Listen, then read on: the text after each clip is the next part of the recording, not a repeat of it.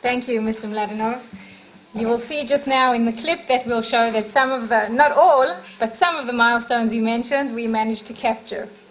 אז לקראת התנעת המושב הראשון שלנו, אני מבקש להציג קליפ קצר שהכנו לקראת הכנס, ובהזדמנות זאת להודות לקרן גוטמן על התחקיר שסייע לנו מאוד בניסיון לצלוח את האתגר של הצגת 70 שנה ב2.5 דקות.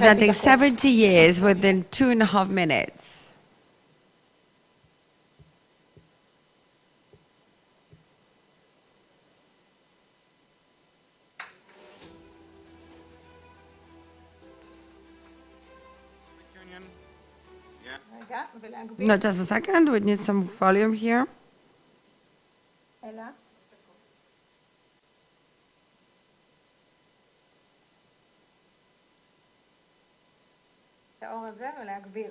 We need a bit of volume. Yes. United Kingdom. Abstain.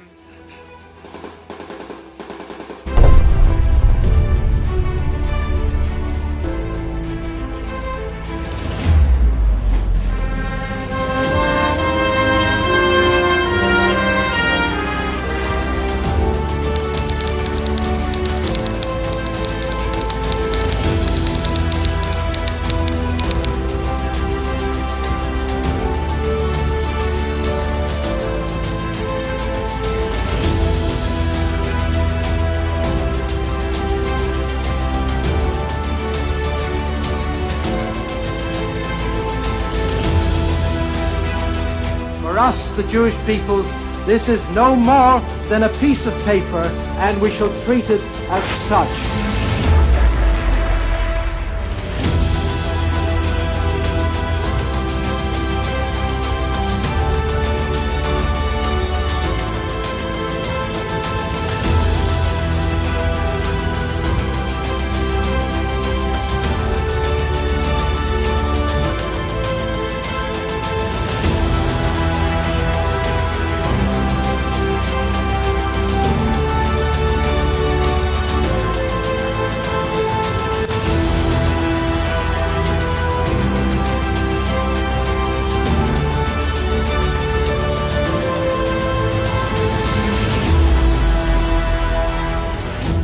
Voting has been completed.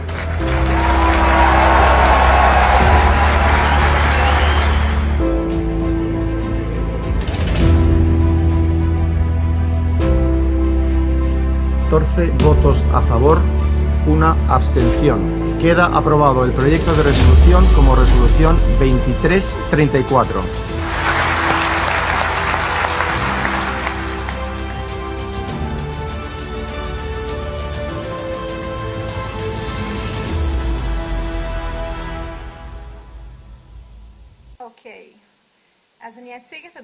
So I will present the speakers, and I would like you, while I'm presenting you, to come to the stage.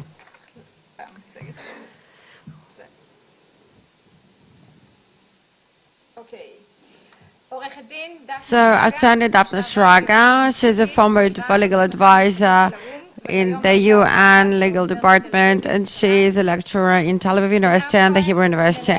Yinam Cohen, head of the Department of the UN, the Foreign Affairs Ministry, served as ambassador in Spain, Colombia.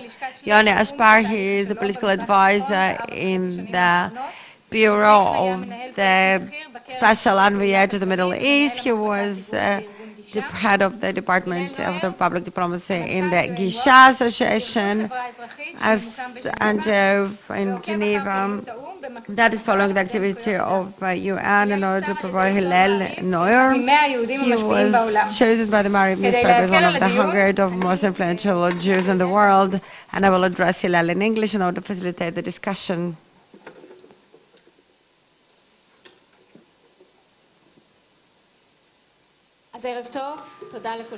So, good evening, thank you for coming. Can you all hear me?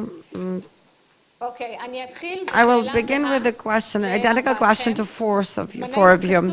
We don't have that much time, unfortunately, so I would love you to answer me very focused answers. My first question for you would be, it's identical to all of you, to four of you, of course. why the UN has a negative image in Israel. Let's put it on the table. Let's start with that. And to what extent this image is actually justified? Yoni, let's begin with you. Can you hear me?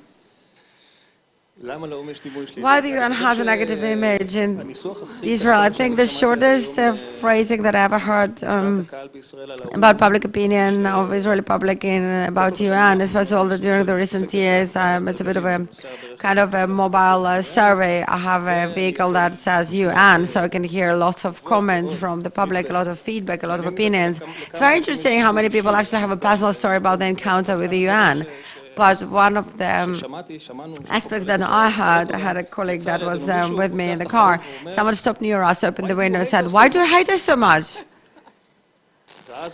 And then we opened the window and I said, "Brother, I do not hate you." And he was a little bit surprised and then he left. But I think that he kind of phrased it as a sentiment. The sentiment was a very authentic one. He didn't swear, he wasn't attacking. I said, "Why do you hate us?"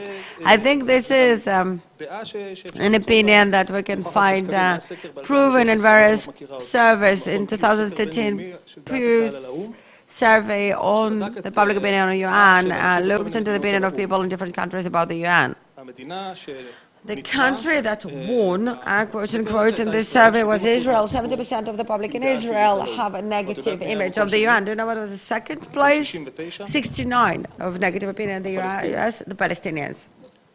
And I think that kind of shows that, and I think this will help us to understand your question. So when you think that the UN has a preoccupation with this conflict, very expanded, for many years they are preoccupied with the conflict. I think on the Israeli side it creates some kind of feeling that why do you hate us so much? Why are you constantly doing that? All the reports, all those resolutions, all of these committees and conferences, but there is also a response to the Palestinian party.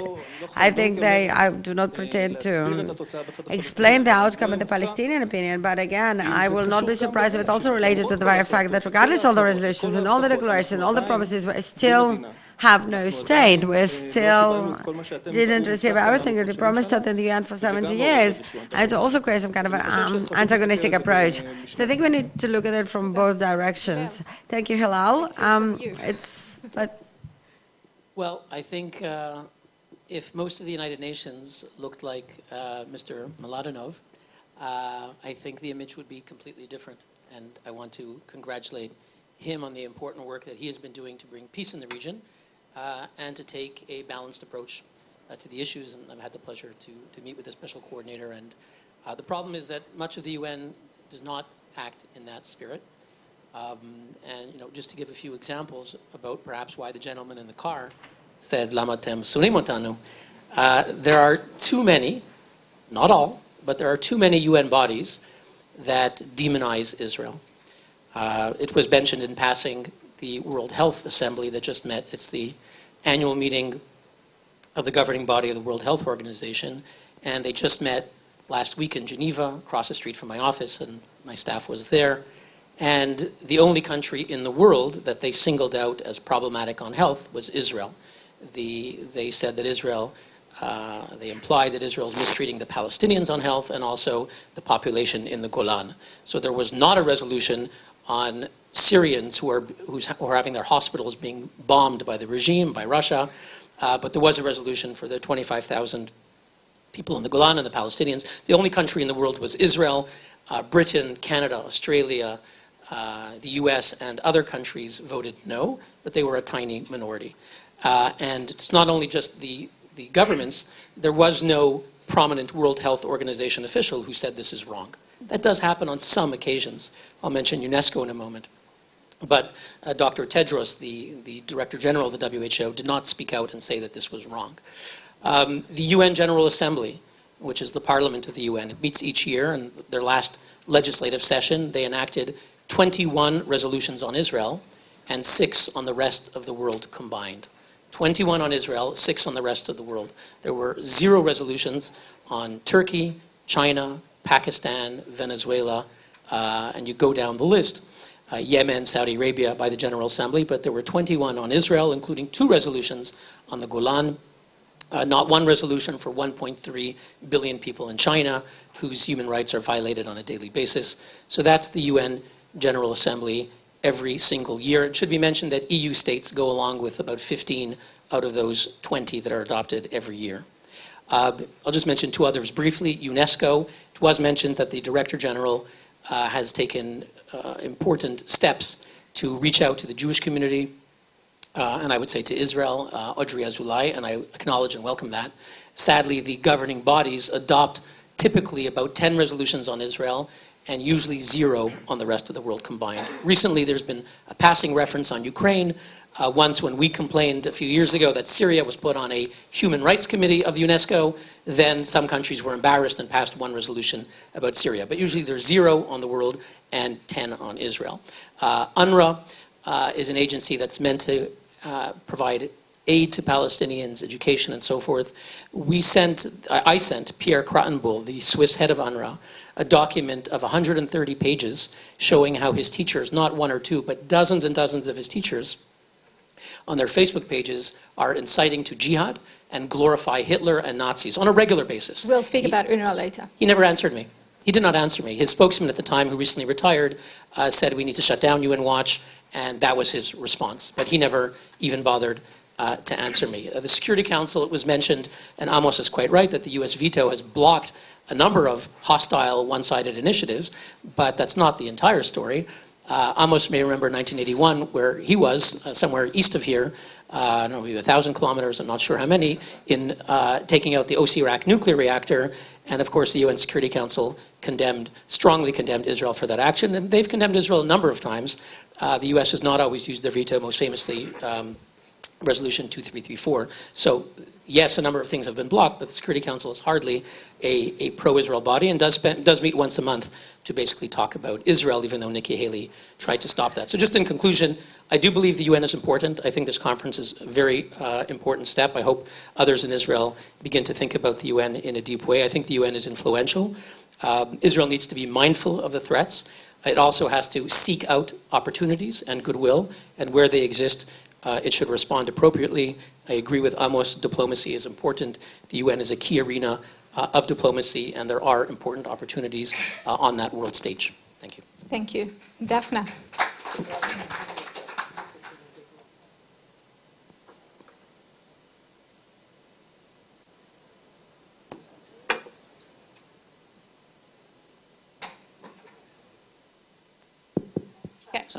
Okay. So first of all, I don't have much to add in addition to what has been said here, but on whether the UN has a negative image in Israel, I think the answer is yes. Is it justified? I think the answer is partially yes. Because if we would look at the history, and there is a very interesting history there, it's obviously justified, and the number that is in proportional of resolutions of the General Assembly, and definitely Human Rights Council in Geneva by Israel is constantly on the agenda, and on the Council. So, and one can add additional matters that were mentioned here. We can add also this efforts to remove Israel from the UN in the 80s, and obviously the declaration that Zionism is racism, and when this resolution of the General Assembly was annulled in 91, the damage has already been done. And since those matters were said already, I don't want to repeat that. What I would like to add actually is to introduce a little bit of few nuances into this question of a justified image of the UN or unjustified image of the UN in the eyes of the Israelis. First of all, I'd like to say that, as has been said here, there is an improvement. There is an improvement. Today, Israel, in many senses, is not at the same corner that it used to be in the 70s and the 60s, not just because that the resolution that Zionism is racism was annulled, not just because we don't have today an effort of kick out Israel from the UN directly or indirectly, but of course a lot of our representatives have been elected to different committees, and Israel is a part of the European group, though we have to mention that belonging to geographical groups in the UN is not necessarily very typical matter because geographical belonging is a voluntary arrangement of the groups themselves. It's Kofi Annan a few times said that the very fact that Israel is not part of any geographical bloc is actually a travesty of justice, but the UN can't do anything on that matter if the groups themselves don't want to accept a member. Obviously, we have to mention that as well, but I think the most important point here in this general assessment of relationship between the UN and Israel, one can also ignore the very fact that the UN is in fact a reflection of the international community. In the UN, we have today a 77 group. We started as 77 countries. Today, they have more than 140 countries. The Arabic, Muslim, from the third world that are so the automatic majority against the state of Israel in the UN is an actual thing, and so there is a bit of a reflection of the international community, and it expresses also the positions of the international community.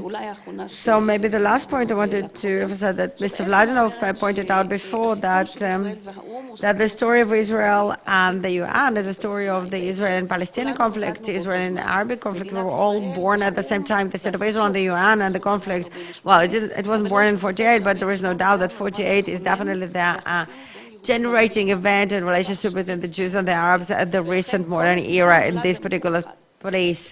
So it was born here at once. And what is happening here, that the Israeli claim, or let's say that the claim against anti-Semitism is basically, it's a moral and ethical claim. Why don't you see us as any other country? Why do you expel us? Why do you make us unique? From one hand. From the other hand, the claim, the UN claim that represents international communities in legal claim.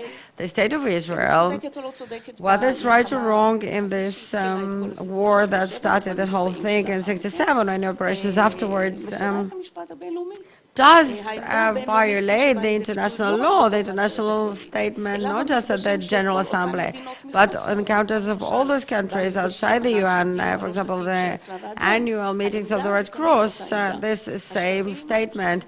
The territories are occupied territories, the Palestinians deserve a right of self-identification, the Geneva Convention is valid in the territories, while the state of Israel is violating the Geneva Convention, and the fence is illegal, and of course, to top it all, the settlement are illegal. Those positions are not just of the General Assembly in this anti-Israel resolution. They are statements and positions of the general international community, whether they're countries that are anti-Semitic or the non-anti-Semitic countries, countries that hate us, love us, and those who just are aloof to our distance, because this is a position that's of international law. And therefore, to some extent, we have to remember that the General Assembly, unrelated to the question whether the resolutions are just or not, shows the consensus, maybe the lowest common ground of the international community in anything related to the conflict. Thank you, Daphne. Yinam. In order to answer that question, I want to talk about facts, and I want to continue Hillel's standing. I think the answer will be quite clear. Hillel called the General Assembly the Parliament of the world. I think it's the shareholders of the world. It's actually the sum of 153 countries that are members of the UN. In order to get the context to what Hillel just said, every year the General Assembly, they adopt 280 resolutions. 70 out of them are adopted via voting. 20 out of the 70 adopted by voting are dedicated to Israel and Arabic conflict. 6 additional decisions are dedicated to other countries where the situation is not less complex than in Israel, Syria, Iran, North Korea, Ukraine, Cuba, and Myanmar. They all get one resolution. Israel and Arabic conflict, especially in Palestinian context, 20 resolutions. I was quite surprised that we haven't talked about this entity that expressed this absurdity, I think, of an Israeli context in the Council of Human Rights. This entity has been established on the very aspirational platform, but it's very absurd, I think. We'll talk about that, but this is completely inclined bias towards Israel. We have to remember that the Council of Human Rights received up to now 20 special sessions. 8 of them were dedicated to Israel. In comparison, for example, to one of the tragic humanitarian areas in the world, such as Syria, Clause 7, they have 10 different resolutions on violations of all human rights in the world, and Clause 7 dedicated in particular to Israel and Palestinian context. 76 anti-Israeli resolutions were ratified and 107 against all the rest of the countries. So I think that in addition to that, and we can talk about numbers endlessly, in addition to various decisions, resolutions, reports written on Israel context by 19 different agencies of the UN that work in the field, the central matter is that the UN adopts almost uniquely not just the narrative but also the rhetorics of the Palestinian. It's been expressed from so many different aspects, as Daphna just mentioned. And I think in this context, I think there is quite a very significant failure. The political aspect, we see the failure of the basic principle of the UN of neutrality and its unbiased approach in Israeli context, of course. And this is exactly the platform of this Israeli sensation that UN is sometimes even hostile and negative towards Israel. Another point in this context, as I said, the UN in the end, it's a very vague concept, but in the end, it's the members of the organization. Israel actually registered quite an improvement in bilateral relations with many different countries in the world. And the process that is very problematic for us that we identify today, that many countries do streamline their political criticism toward Israel into multilateral forums, which UN is the most outstanding one. It's a bit of a dissonance, quite a gap between very good and positive relations that Israel has with many countries and their positions in the UN. And I think that part of this very negative image, a just image of a UN in Israel is a result of this very feeling that the UN is some kind of consensus of this lowest common ground between different countries that expresses very significant gap between the bilateral relations that Israel has with those countries and the multilateral relations. And this is a significant part of this frustration and negative image of the UN. I want to remain with you here and ask you, yes, about the other party. Yes, we do understand the negative image that we have. We're talking about here the numbers, and of course there is no doubt it exists. But I also think that you, as an official Israel, that you work with many different agencies of the UN and institutes of the UN. Mr. Mladenov talks about them in his presentation. There's a lot of cooperation of the State of Israel, the official State of Israel, with the UN. Where is it being expressed, and what the public in Israel does not know about that? Yeah, Clause 7, I'm familiar with that. So what we do not know in Israel about the cooperation between Israel and the UN, the way it's actually happening in Israel. Well, of course, first of all, on the level of the field. In the field we have mostly in the Palestinian Authority territory, we have 90 different agencies. 19 agencies of the UN work in the field. It's very important to understand, maybe the word cooperation is a bit too big of a word. The cooperation is complex. We have a lot of criticism on the way they do work, they do report, the rhetorics they use. But we need to understand that those 19 agencies that are active, they provide humanitarian solutions, and that is very vital for the Palestinian Authority, would not be able to operate in the field if they wouldn't have the full cooperation of the State of Israel and the government of Israel with their cooperation, providing visas with them, providing other permits, coordination in the field. So those agencies in the field would not be able to work without the very fact that the government of Israel allows them to do that and supports them in the field on the logistical level, not necessarily on the political one. But I want to talk about actually the aspects that are not political, in addition to political aspects, where there is a cooperation, as is growing, a very positive one between the UN and Israel. Let's begin with the field of medicine. Israel and the Ministry of Foreign Affairs, by the way, and our Department of International Organizations, we're trying recently to identify various places and spaces where Israel can actually offer some kind of added value to the international community and to actually target the joint work with the UN and members of the UN. I want to start with the medicine. Israel positioned itself during the last 2 years as one of the 3 leading countries in the field, together with Britain and Japan, with training of life-saving medicine to the peacekeeping forces of the UN. Our instructions take place in different countries in the world, and in the end of the day, they do reach the soldiers in the field that work their basic best practices in provision of first aid and medical assistance that saves lives and safeguarding The Chief Medical Officer, Tarif Bader, the Brigadier Colonel Tarif Bader participated. I think it's unprecedented last March at the conference on matters of medicine facing the General Assembly, and I think it really helped Israel to position itself as a positive factor that also has an added value in the UN, in addition to political field in which we usually are preoccupied. The Foreign Affairs Ministry, by the way, and our Department of International Organization promotes a global agenda on topics of various positive natures, such as political agenda in the international arena, and we also define this agenda. Three main topics we're focusing on or trying to promote our work in operations in. That is part of the global agenda of the UN. First of all, the gender equality and empowering of women. And this aspect, I think the State of Israel really was the one who kind of predicted the Me Too movement, and in 2017 already initiated by Israel, there was a resolution ratified in the committee of the CSW that talked about the sexual harassment in the workplace. This was a resolution that was promoted by an initiative of Israel, adopted by CSW. And as a part of a very intense work of Israel together with a group of other friendly countries, we're promoting this particular language. It talks about the sexual harassment in workplaces in all the entities of the UN, including the peacekeeping troops.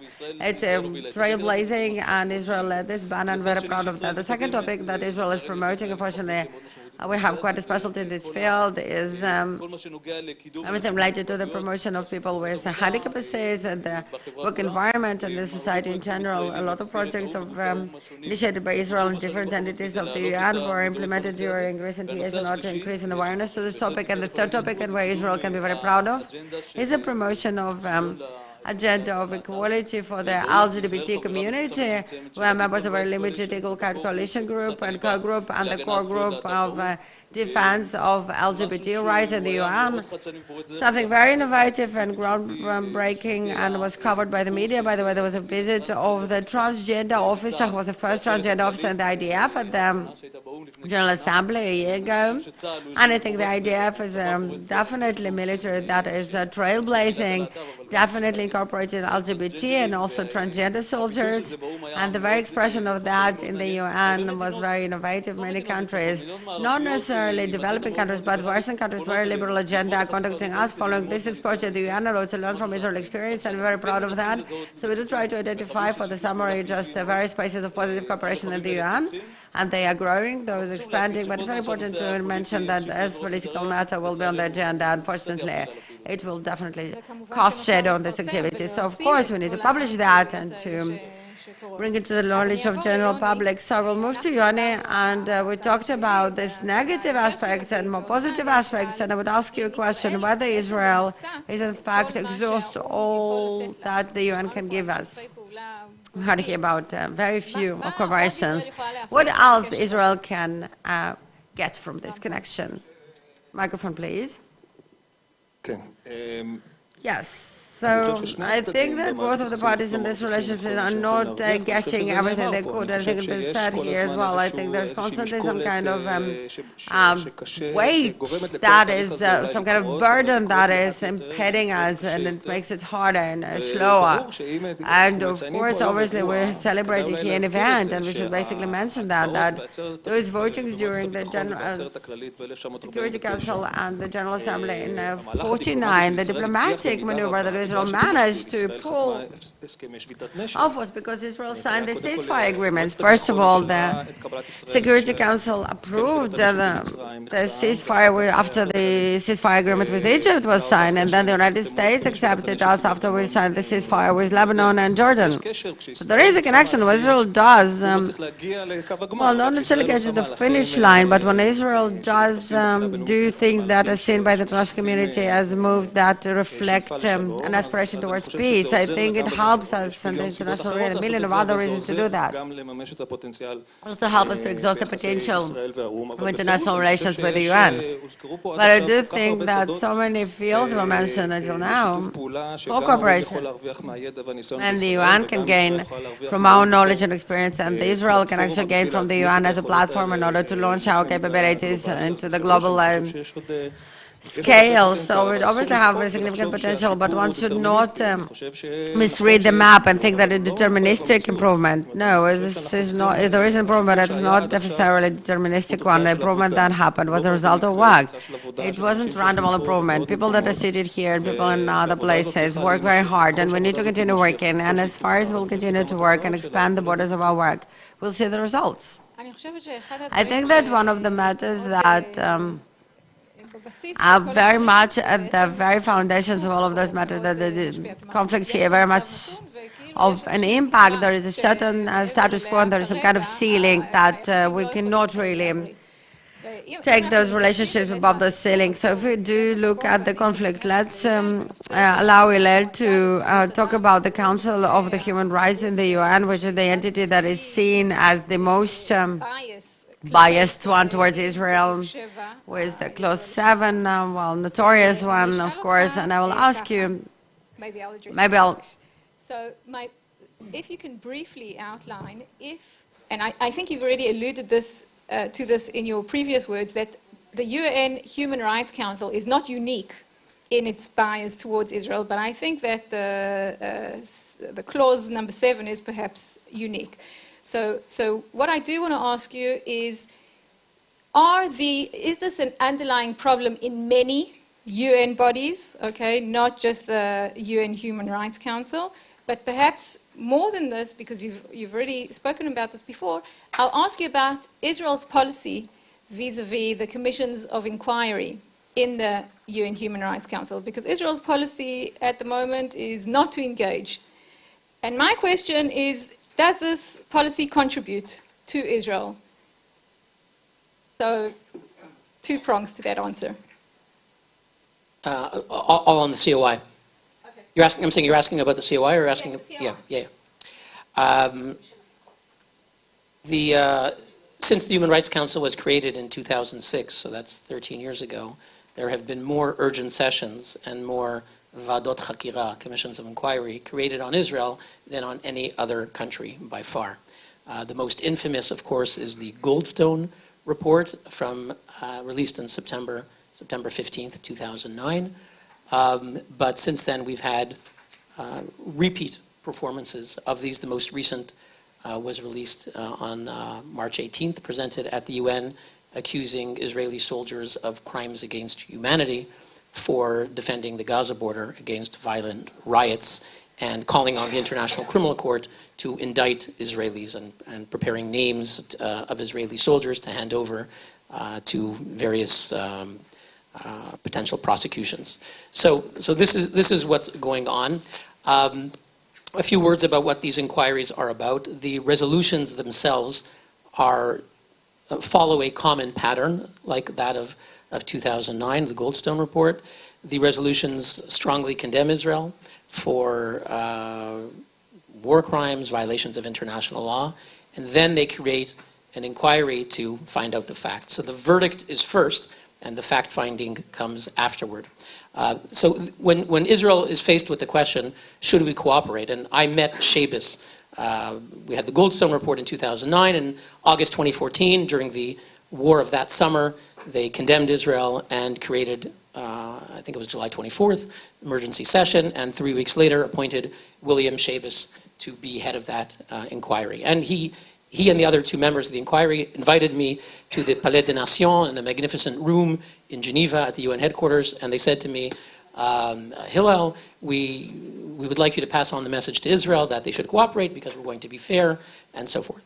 And I said, Mr. Shabbos, I think Israel has a problem with your inquiries and your inquiry for 3 reasons. Number one, the resolution itself is prejudicial. Number 2, there's the resolutions either say investigate only Israeli war crimes, or there's other languages in the resolutions that are extremely one-sided with the verdict coming first. And he said to me, well, we don't pay attention to the resolution. Okay, so it's the resolution that's governing, and that's a common line by the staff. We know the resolution that told us what to do will say certain things, but we're ignoring that. We're only looking at paragraph 12. That's setting us up, and we're going to do things in a fair way. It's a bit of an odd interpretation of a resolution, but okay.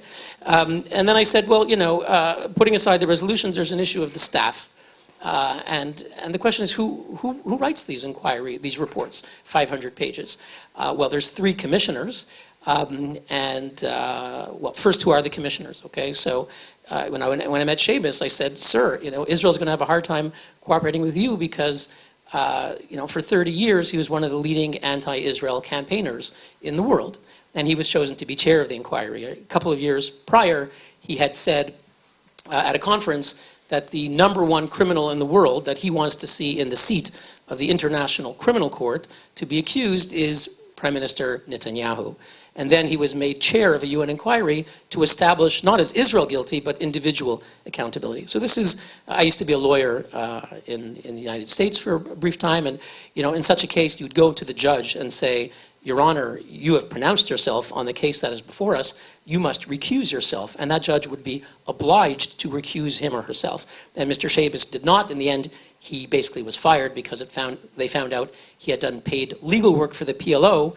That was a bit like getting Al Capone prosecuted for financial crimes when that wasn't really his crimes. Shabis, the fact that he had done paid legal work for the PLO was the smallest of his prior prejudicial actions. He had for 30 years been a militant anti-Israel campaigner. But beyond the chairs of the inquiry, typically the chair or the members, the 3 members, don't themselves get into the detail and write the report. It's written by the staff. So who are the staff?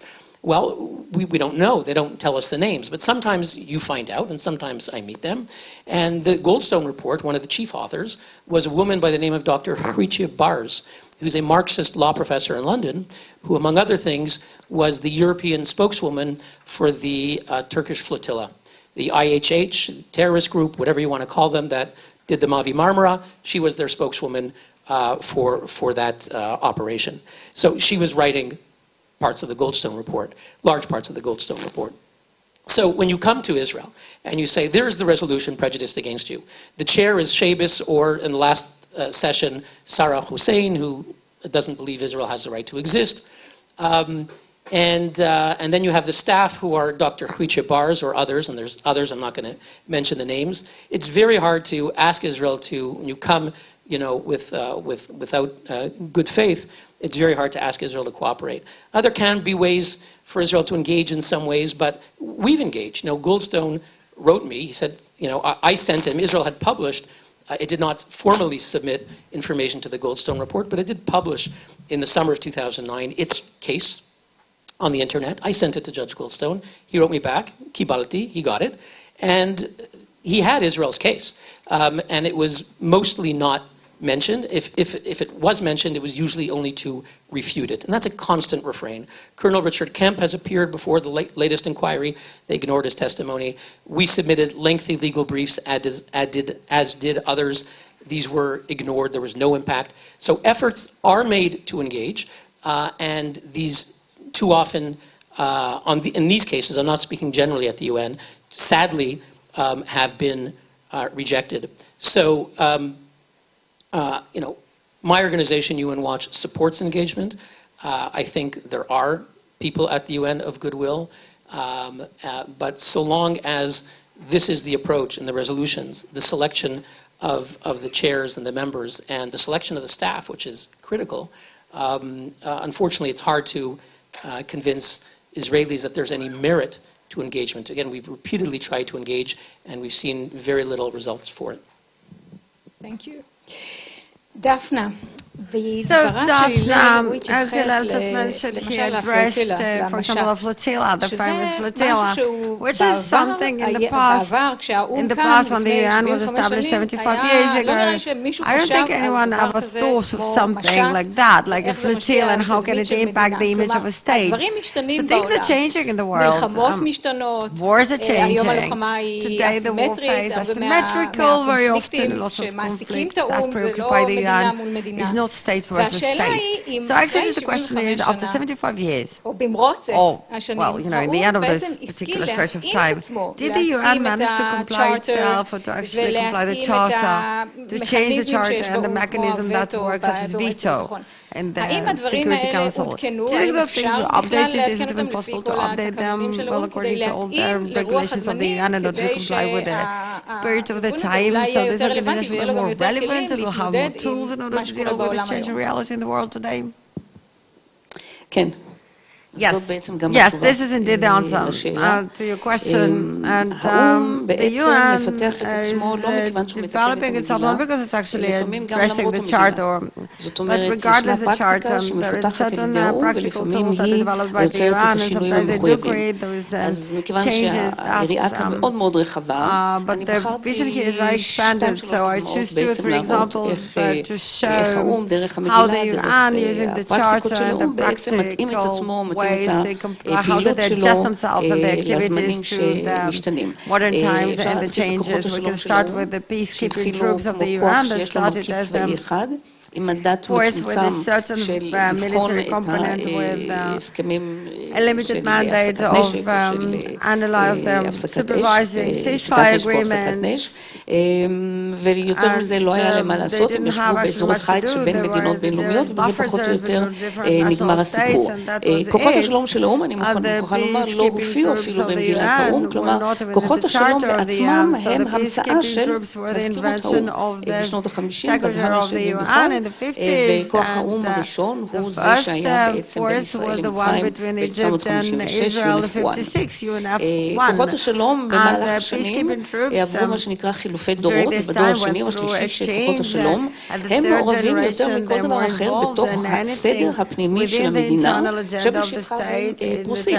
והיום המדד של כוח האו"ם יכול לכלול סיוע הומניטרי, שלטון החוק, פיקוח על זכויות אדם, אימון משטרה, וכמובן כל הנושא של בחירות שהן חופשיות. כלומר, האו"ם, שלא לדבר גם על 2 מנהלי או"ם שקמו ב-1999, אחד לקוסובו ואחד לתימור המזרחית. זאת אומרת, האו"ם, במכשיר הזה של האו"ם, שהוא בעצם מכשיר ליישוב סכסוכים בינלאומיים במקור, הפך להיות, או הפך את הפעילות הזאת בעצם למדיניות הדגל של האו"ם, להזכיר, שמה שהיום פרוס בכל העולם כמעט, אין שום בסיס במגילה. דוגמה שנייה, זה דוגמה של מועצת הביטחון בעצמה, מועצת הביטחון שלקחה לעצמה סמכויות, שגם הן לא רשומות במגילה, אף אחד לא הסמיך את מועצת הביטחון מעולם להיות מועצה מחוקקת, אבל בהרבה מאוד מובנים זה מה שהמועצה הזאת עושה, לרבות ובמיוחד בכל הקשור לסנקציות בנושאים של טרור. כלומר, החלטות של מועצת הביטחון, אותן החלטות שמחייבות, לא רק מחייבות את המדינות במישור הבינלאומי, יש ביניהן כאלה שמחייבות את המדינה בתוך המישור הפנימי שלה ומחייבות אותה לחקיקה פנימית, מה שכמובן אף אחד לא היה מעלה על הדעת לעשות ב-1900 כל שנה בעצם עד שנות ה-90. Up to 90s, no one would ever think of that. אני מוכרחה להזכיר בקשר הזה את שנות ה-90, שבמחלקה המשפטית שממנה אני מגיעה, היו השנים החשובות של האו"ם. זה השנים שבהם האו"ם החליט להקים, מועצת הביטחון ליתר דיוק, בתי דין בינלאומיים, שגם זה אף פעם אף אחד לא חשב שיש בכלל למועצת הביטחון סמכות להקים בית דין בינלאומי, ואז מקימה מועצת הביטחון בדין ביוגוסלביה, בדין ברואנדה, זה ממשיך לסיירה-ליון, זה ממשיך לקמבודיה וכולי. כלומר, שנות ה-90 באו"ם, זה בעצם העידן שהאו"ם אוהב לקרוא לו The Age of Accountability. זאת אומרת, לא רק יש לנו בתי דין פליליים, לא רק זה אבן הפינה, מניחים את אבן הפינה למה שיהיה בסופו של דבר בית הדין הבינלאומי הפלילי הקבוע בהאג, אלא כל הפעילות של ועדות החקירה, כל הפעילות של ועדות הפיוס, בעצם כולן נולדות בשנות ה-90. אגב, לא שלא היו ועדות חקירה, גם בשנות ה-50 וה-60 כמובן היו, אבל ועדות חקירה שהן מפוקסות, הייתי אומרת, על הפרות של זכויות אדם, כל אלה בעצם, זאת הפעילות של האו"ם בנושא של זכויות אדם, ומה שאני הייתי קוראת, הסדר הבינלאומי הפלילי החדש או המחודש, כי בעצם הוא נשען קצת על נירנברג של שנות ה-90. אז זה בעצם האו"ם. ויש לנו הרבה מאוד דוגמאות אחרות שבהם האו"ם משנה ומשתנה בהתאם לזמן. הווטו כמובן, people very often blame the UN that they still adhere to the very anachronistic approach of the veto, right? But what is the veto? This is the defense wall of the permanent members of the UN, 5 countries in the, of course, yes, the Security Council. And that was Stalin needed in the 50s in order to make sure that they will not remain in solitude none of the communist countries then was not a member of the UN, and in the Council of Security, well, even so China is considered to be Western, it's Taiwan, not the People's Republic of China. And the Soviet Union was the only country, and in this constellation it was very important for Stalin to have the veto right. So basically the constant members, the permanent members of the Council of Security, the 5 countries, and the right of veto that they have, were considered to be as an archaic, anachronistic institute that actually photograph a very certain situation in the end of the Second World War, of the countries that won the war, and therefore, for eternity, those countries will be in charge of the maintenance of the new international order. So for many years there is a movement, well, up and down in the UN to reach some kind of reform in the UN, and in 2005 it came to its zenith, and this movement asked for to expand the number of countries that are permanent members of the Council of Security, and of course with the veto whether to annul the right of veto or to grant it to the new countries as well, or to grant to the new countries just a permanent membership without the veto right. And of course, regardless of the very fact that it was very interesting to be during this period of time in the UN and to see all of this particular struggle, in the end nothing happened. Yes, nothing happened, of course, because no one of the countries that are permanent members of the Council had absolutely no intention of cancelling the veto right or to divide and split the right with other countries that wanted to, such as Germany or Japan or India. Though the Africans said, when we will get as a permanent country in, we want exactly the same way that the 5 permanent members are getting. We also want the veto right. Germany was smarter, I think, on that matter, and they understood the international reality, and they said, okay, we just want to be permanent members of the Security Council, we don't need the veto right. Nothing actually happened from this particular movement, but in the end of the day, if I can just add on this matter of veto, yes, of course, it's important mentioning veto is not an anachronistic institute, actually, not because there is no opposition. There is an opposition to veto, but veto continues to serve interests of countries, same countries that need the veto, and basically it's not archaic. If Russia or the Soviet Union then used veto endlessly because it was convenient for them today, the United States does it, and Israel, of course, has absolutely no intention to even aspire toward the United States to waive their veto rights. So it continues to serve interests that evolving during those years. Thank you. I want to, and of course, we will summarize that in one sentence. I need your cooperation on that matter. I want to ask you very brief questions, and I will answer in a very short answers. I will start with Yinam. I want to downgrade the discussion from the institutes of the UN. Let's go and focus on this conflict between Israelis and the Palestinians in the UN here today. So my question is to you, what do Israelis expect from the UN in Gaza on routine and during those rounds of this escalation? Well, again, so we have someone who is coordinating this activity here. He just stepped out, but I think that the special envoy for the peace process, Mr. Mladenov, I think he is an example, the best example of how the UN can operate positively and create an added value. I think that the focal point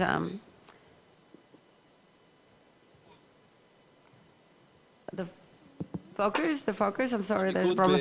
Yeah, the focus is on trying to find spaces of cooperation when one can find and bring an added value to create various spaces of cooperation with the Palestinians and Israelis, instead of focusing on political declarations, the Israel bashing, etc. That provides him with this credibility and definitely allows him access to the senior decision makers in Israel and the Palestinian part, of course, and in the end of the day creates reliability of the institutes of the UN and positive image for the UN in this particular context of the Middle East. Very few representatives of the UN are liked by the Israeli establishment and sympathized as a present envoy, and I think that if other groups of the UN would have approached this approach, our situation would be much better. Thank you. Yoni, and of course, let's talk about the dispute. Let's talk about Gaza. We have Trump's program that is hovering above us. What is the role of the UN in bringing peace between the Palestinians and Israel? What the UN can do, what it's supposed to do, what it does? Well, traditionally, the UN never was a mediator between the Arabs and the Israelis for the permanent peace agreement. Even the ceasefire agreements were moderated by the UN only for ceasefire agreements. I think, to understand their role, everything that has been mentioned here that the UN is doing related to the peace process, and I think that we need to expand our thinking. What is actually the peace process in order to understand where UN fits in this particular effort? The peace process is not just leaders get into the room with some kind of mediator, negotiate, and they leave with a signed paper. Implement it, maybe bring peacekeeping troops, and we have a peace agreement. I think the peace process is that the UN is involved in the world. If we're looking at the portfolio that the UN presents of different disputes or conflicts, let's say conflicts and the political process, Yemen, Syria, Libya, or Southern Sudan, or Kosovo, before that there was Eastern Timor, they're not disputes between the countries. They're happening within the sovereign countries. And those peace processes require much more than just a moderator between different leaders. They also need what has been mentioned, supervision of the elections, humanitarian, economical aid, and reconstruction after a conflict, re-establishment of various institutes. They require quite a wide plethora of different activities, and the UN is the best international factor to coordinate such international effort and to implement it. I think everything that has been mentioned here, I think they are, though there is no negotiation on the permanent agreement now. But those things are not disconnected from the general understanding of the peace process here and elsewhere. So I think historically here, the UN is fulfilling a bit of a different historical role. In some places, the UN is a mediator between different parties for the permanent agreements, such as Cyprus or elsewhere.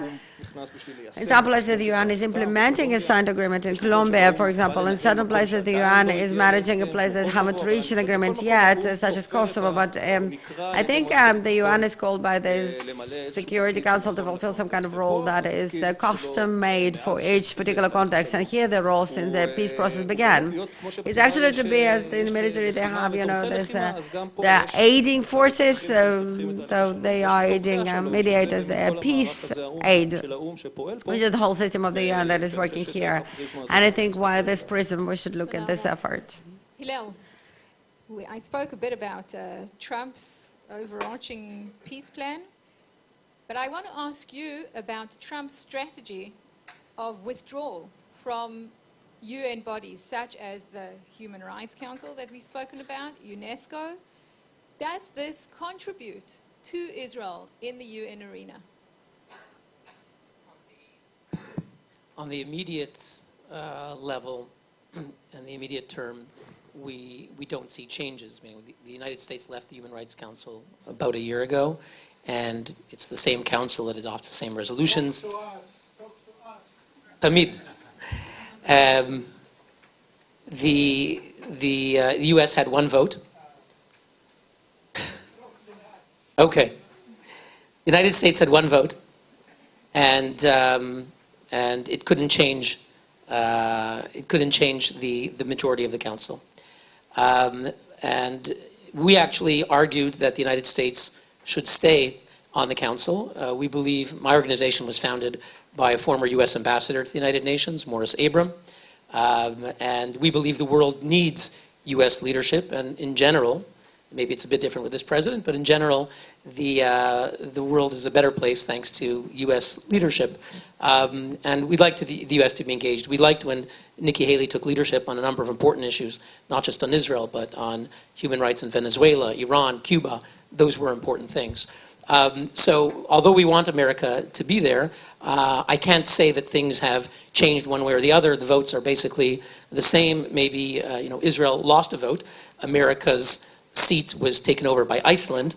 You could say Iceland is now the leader of the free world at the Human Rights Council. Well, Iceland is not really ready to do that, and Iceland does not necessarily vote for Israel. They may on occasion, but not all the time the way America did. Australia has voted consistently for Israel at the council. So in the immediate term, there is no gain by the U.S. leaving.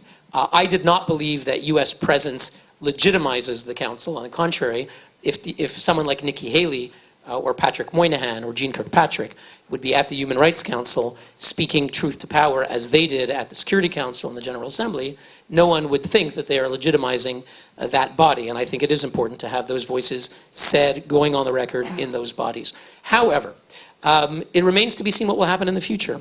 And an interesting case is Israel.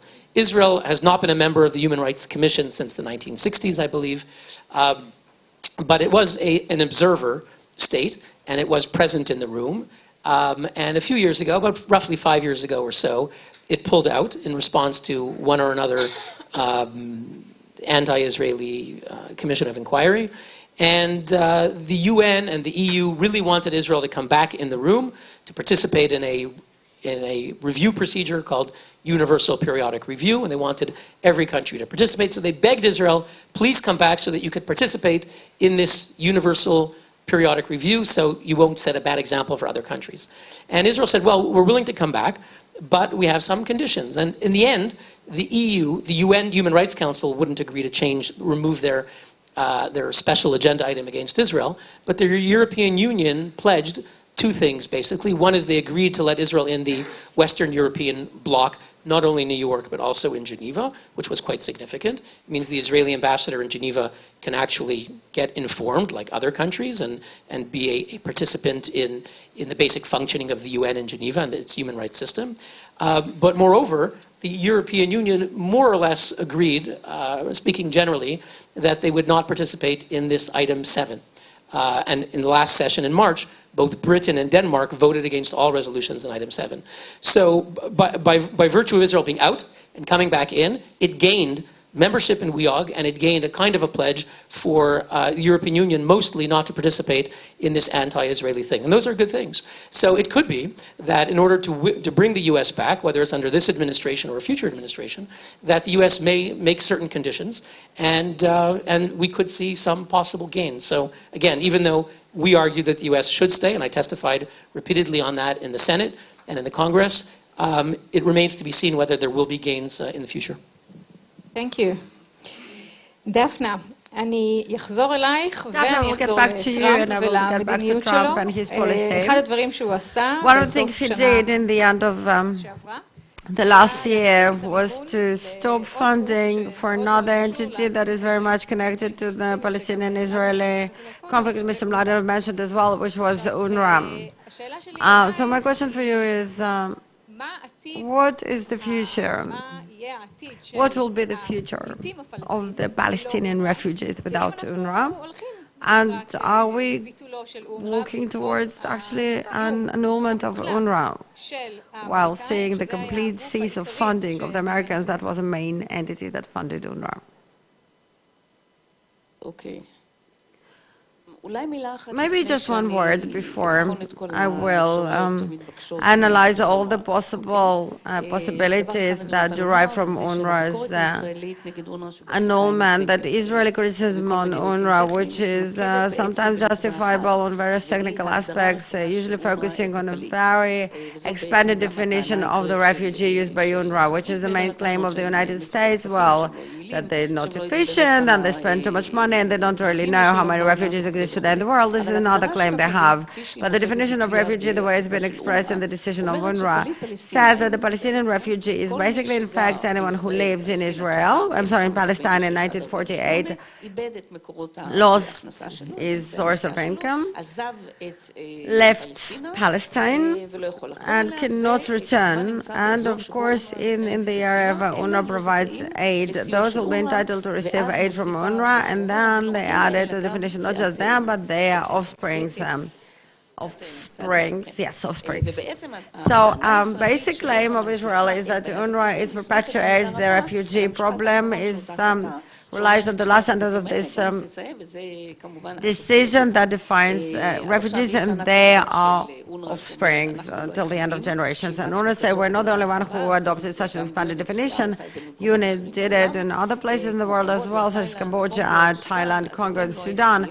So you are not the only one. And another matter that's very important as well, UNRWA they needed a definition who is a refugee, an operative one. They received the mandate to help the Palestinian refugee. They had to know who is a Palestinian refugee that they give the aid to. And therefore they adopted such a definition. So if I can say something to those that one day will phrase the peace agreement and will reach the question of refugees from Israel's perspective, Israel can say, you know, I don't care for this definition. Whatever UNRWA did for their own needs, needs. It's wonderful for the UNRWA needs, but I would like to define today for the need of the solution of the problem of refugees for return to Israel, to Palestine, areas that will be territories that will be swapped to the hosting state, to the third state.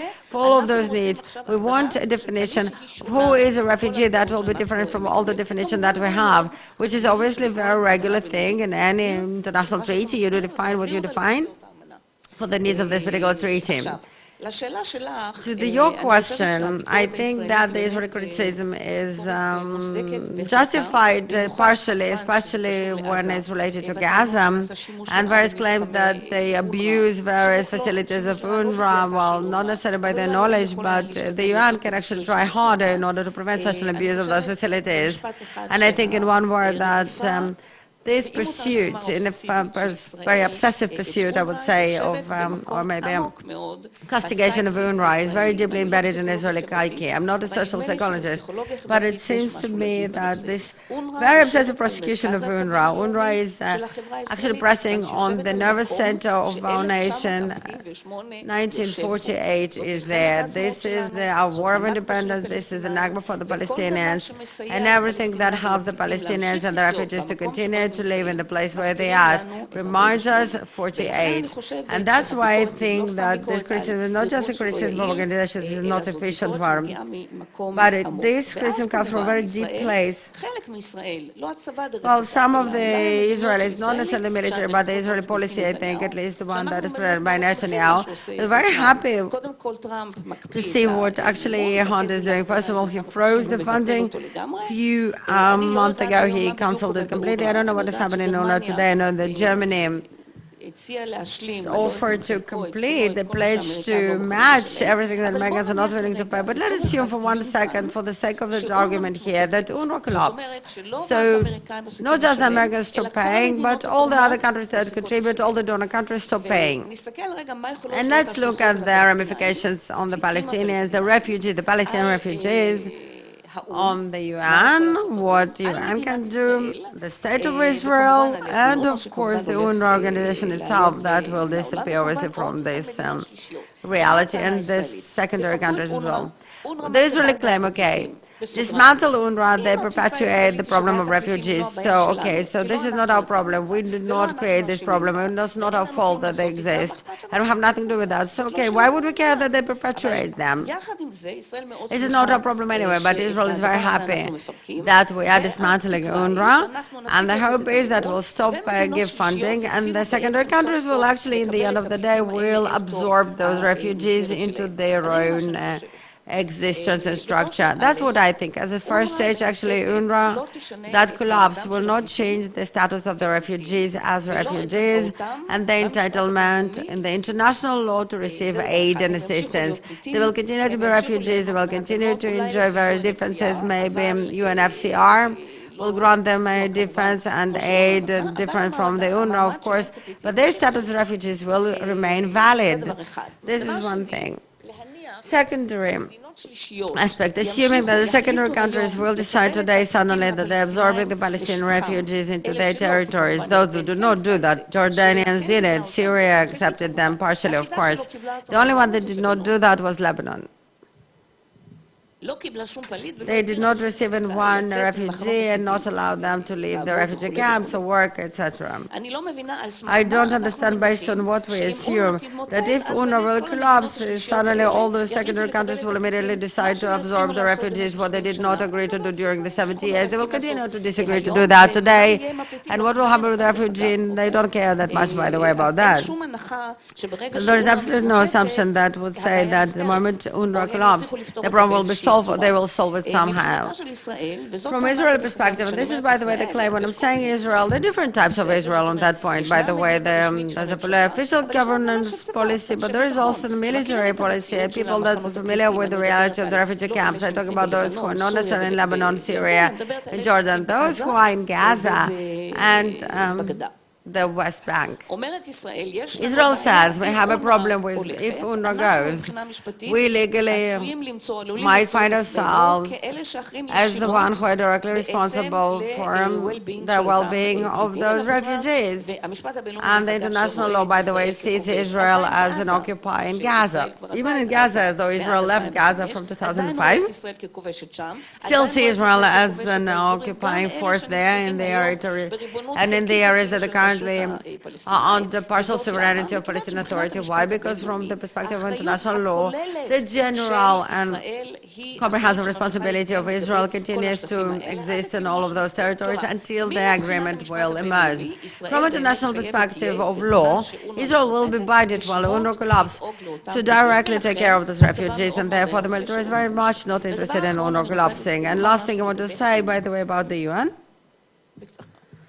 Very shortly, of course, and the last thing about the UN, by the way, and this is a bit of my fantasy, because I really don't know what will happen with the UN, but I think that Abu Mazen tries to promote a move in the UN. I think that's what will happen. UNRWA, first of all, is an agency, the UN agency.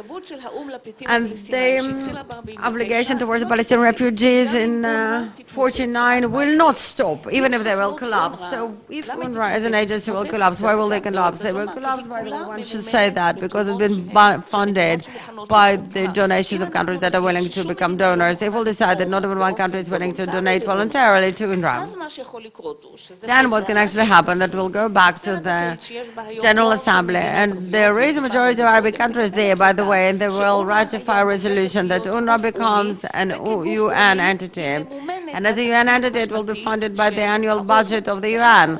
And the UN will have to fund them, because they can't really create an organization and say, you know what, I will create an organization, right? Because there was they ratified the resolution to establish such an organization.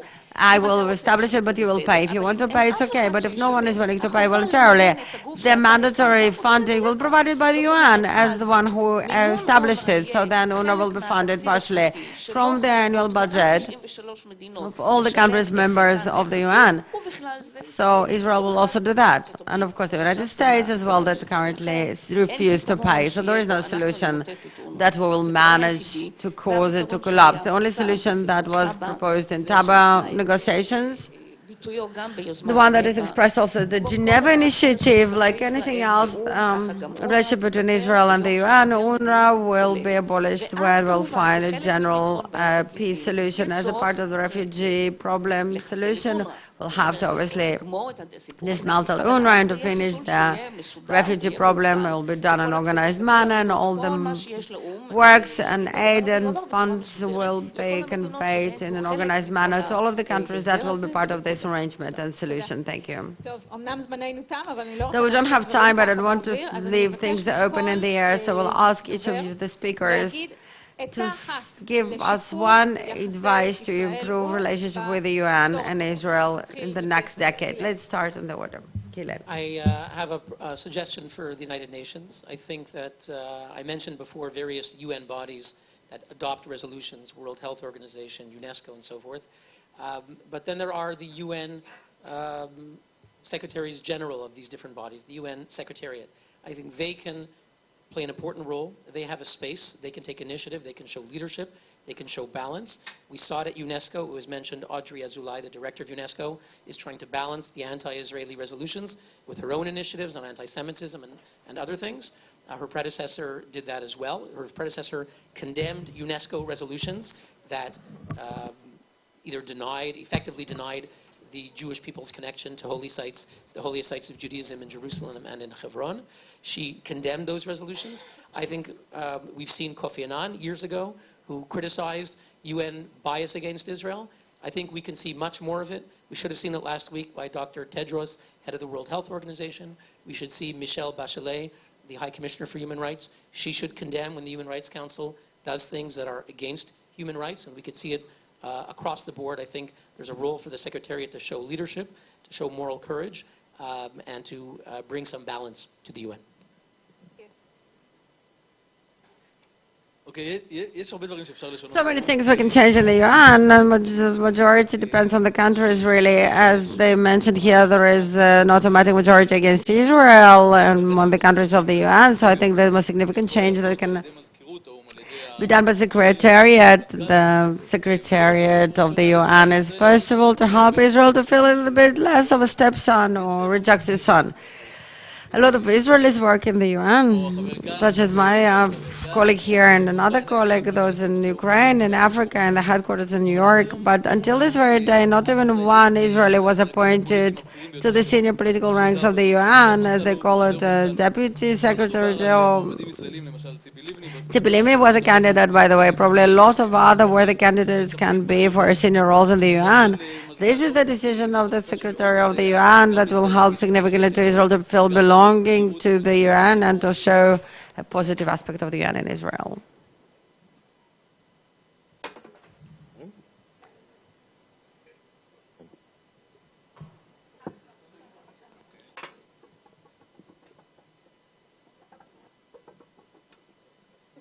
שומעים עכשיו? אוקיי, סטריאו. אני חושב שמה think that לשפר את היחסים זה דבר what can really improve the relationships, יכול לעשות וכל מי שעוסק באום וכותב על האום those who work and write and read about the UN, everyone who is here in this room, something that is connected to discourse about the UN. I want to explain to you shortly what I mean. The UN promotes the UN things, and when I hear all those discussions about Israel, Israel did this, Israel promotes a law, we implemented this and that. I said, Israel is not a monolith thing. As we said about the UN, it's a system, there are different institutes, different entities, and it all looks so intuitive to us as Israelis, but when they talk about Israel as some kind of a homogenic entity, I think we should also adopt such an approach towards the UN. We need to understand the complexity of this organization, to understand that within it, not all of the reports of all the experts supported by this committee and that committee will express the position of the UN. Some factors of the UN will disagree with this expert opinion. Not everything that's been done or said within all of those very expanded, very dispersed systems, sometimes like in the hierarchy, and it's very hard to understand that even from within sometimes. Not all of those positions are the position of the UN. So when you read in the headers, and we don't even consume news, we consume just the headers of those news. We very often see the UN said, the UN decided, the UN dictated. I suggest that who said that, and who decided, and who said something else, and who expressed criticism, and try to adopt this complexity of the UN as identity. Daphna.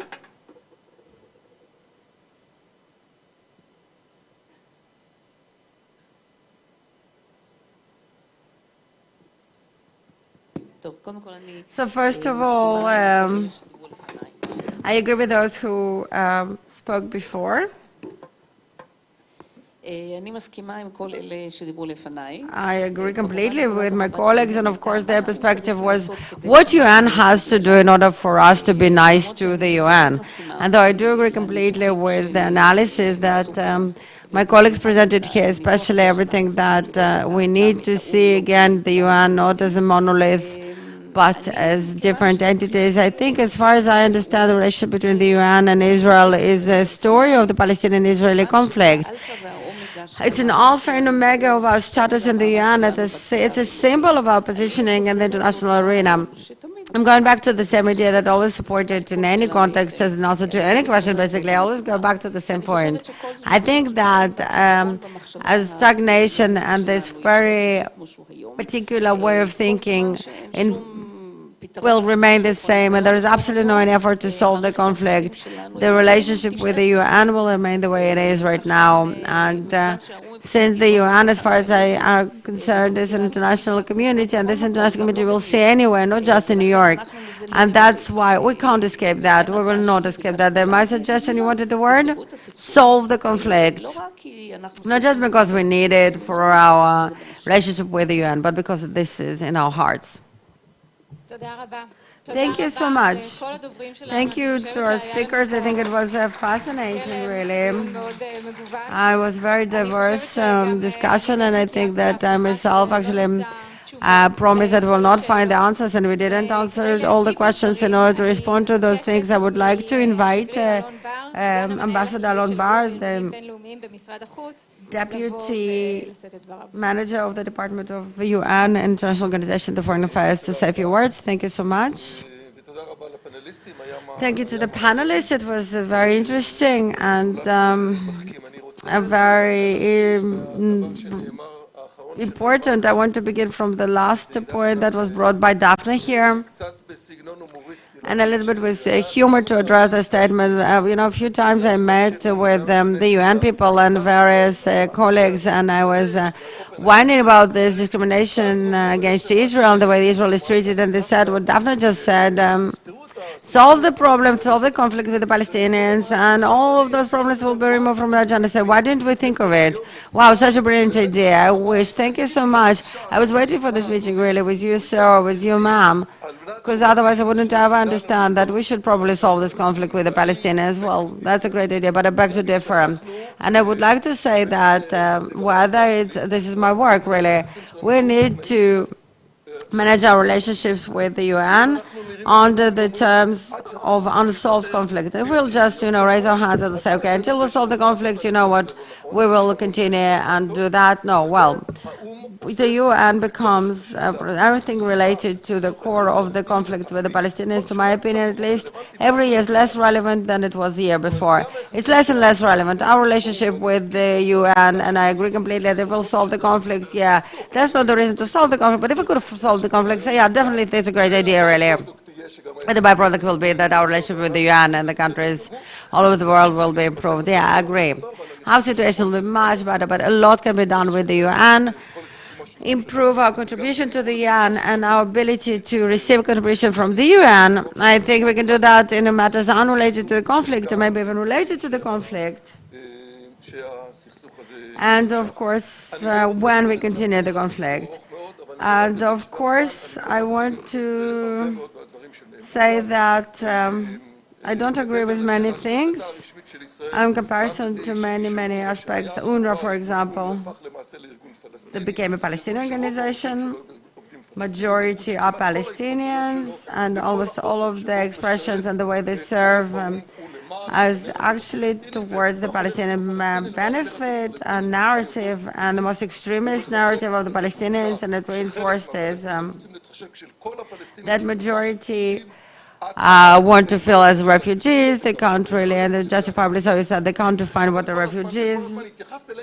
And they've always been addressed because this rhetoric that they adopted just for this treaty, just for the treaty, just for the work of the UNRWA, became the rhetorics that they use all over the world, and it's well accepted. And if they see the Palestinians as a nation of the refugees anywhere they are, they said that the only solution is basically they will stop being refugees, they will return to the place of settlement, doesn't contribute to the solution of the conflict, and they just dictate that the solution will never be found. I think it's a wrong approach. It's very true that the solution will be very complicated here. That's true for UNRWA, and we shouldn't simplify that too much.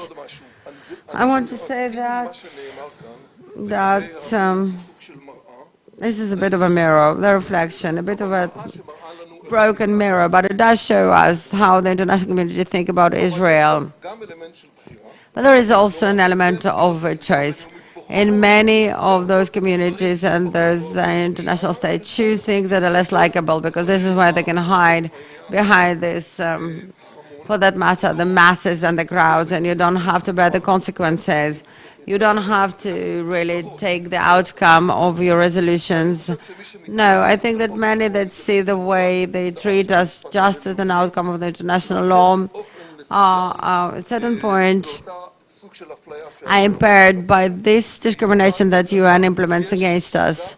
There are also various stances of the international law that are also very serious and very strong on everything that is related to Morocco and Western Sahara, Russia and on the Crimean Peninsula, and other conflicts in the world. There is a certain choice, and this is the choice of some of those. Yeah, that's true. Some of those countries. It's not the UN. We would like to blame the UN because it's easier to do that than blame France and Britain and Russia. We want good relations with them, so let's blame the UN. That's very true. That this choice to focus actually on those matters with Israel is the choice of those countries, but it's not just the choice of the countries. It's also the choice of the UN and the people that work in the UN. And this is wrong, just absolutely wrong by my knowledge, that those 19 agencies that work here in Israel work in the way they work. In other places where there are conflicts, they work differently there. It's a joke, and there are enough people that are familiar with Israeli comedians, Hagashash Chiver, and they about Tiberius, they know in this cafeteria they have this anecdote. This is my position, this is your position. What's the position of the majority? Well, I don't even know. As many jokes, you know there is truth here. And the truth is, what does it mean I'm from the UN? I'm from the UN. If I'm from the UN, I don't want to actually pay the price of actually having a position, because having a position says that I generate some kind of hatred or hostility from one side, and it's actually decreases my ability to impact. I went and I met with those who were in charge of the activity of the UN in Ukraine. I went and met with this person, and he works in places that are very controversial from the international community perspective, definitely recently in the last years. But trust me, they also have 19 different agencies of the UN there in Ukraine. I asked him about this publishing of various reports and publishing notifications and tweeting. I said, I don't do that. Everything I will say will infuriate the Russians or the Ukrainians. I'm here in order to try to help, to create a dialogue, to help people that are in distress and in places where this dialogue can actually be created. This is not the approach that the UN choose. And representative of the UN chose to adopt here. And when Nikolai Mladov talked about 6 matters, 6 issues, it's true that only the 4th clause was dedicated to this activity of the 19 organizations here. This is the most controversial one. 19 organizations, just to explain to you, those 19 organizations are spending hundreds. No, it's not just a number, hundreds of reports. They're writing hundreds of reports that in the end of the day, those reports are fully adopted with the rhetorics, the Palestinian state standing. It does not reflect a position of 192 countries. This is how the clerks in the UN write those reports, and it's not done anywhere else. Only here. Only here. So we need to take into account this very fact. That's very true. We do work, and it has been described here in a detailed manner. We're trying to expand Israel activity unrelated to the conflict. I think it serves us not just in our ability to solve the conflict. I don't think that the UN can actually help us to solve the core of the problem of this conflict. But it does serve us in order to present to other countries and to contribute to the world in things in which we can contribute. And it's very saddening to say that, but I am, as a head of this international organizations and UN department in the Foreign Affairs, almost 96% related to this cause 4, to this number 4.